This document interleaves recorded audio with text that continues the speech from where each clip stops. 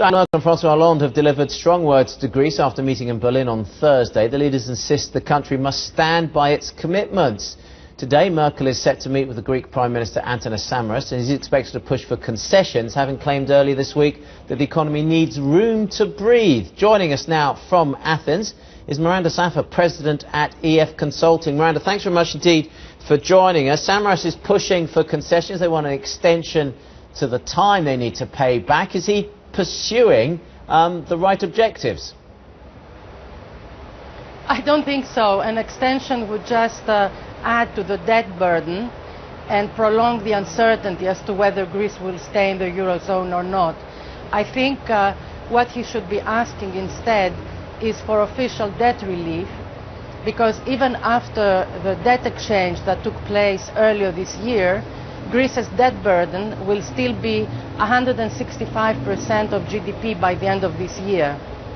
So what, I mean, there are plenty of people saying actually this is what you do need in Greece. I've read many articles saying German banks actually just need to bite the bullet on this. How much debt relief does Greece need to be back on a sustainable, manageable path?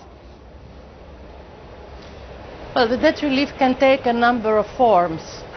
For example, the Eurozone could provide funds for bank recapitalization directly through the ESM rather than via the sovereign, as has already been agreed for Spain. That would provide 50 billion, which is 25% of Greece's GDP.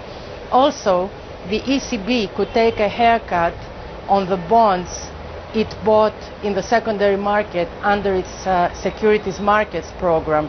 That's an additional 50 billion, which could easily be haircutted to the extent of 30%, which is the discount at which the ECB bought these bonds in the secondary market. Do you see politically, though, that actually ever being agreed?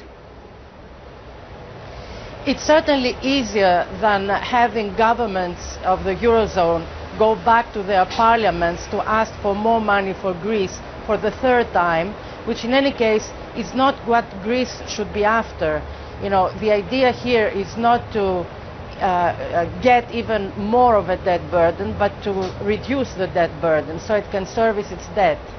If you've got that amount of debt relief in the way that you've just explained, you've still got to get the economy to grow or to stop contracting. Would that be a sustainable debt? And with the economy still not growing, how do we know we won't be back here with more problems in a couple of years?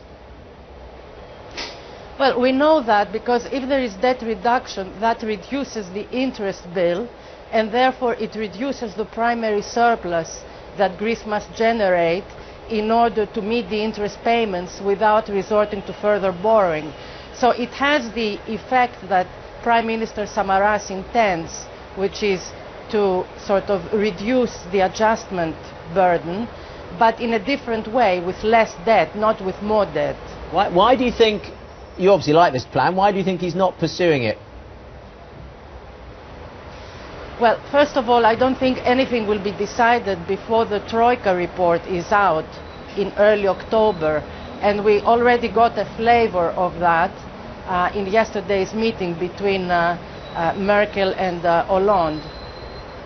Yeah, the Greece, Samaras says Greece can stay afloat if it receives its next tranche of aid later than October, but it will be broke if the money doesn't arrive. What's your own sense of likely outcomes for Greece by the end of this year? I think they will have to provide some relief to Greece. I hope it will be in the form of official debt relief and not in the form of more money, which in any case politically is unlikely to fly. And I also think that that would help Greece get out of recession more easily, because right now interest payments absorb a very large portion of tax revenues. Okay, Miranda, thank you so much for joining us. Miranda Xafa, President of EF Consulting, joining us from Athens. Good to have you on.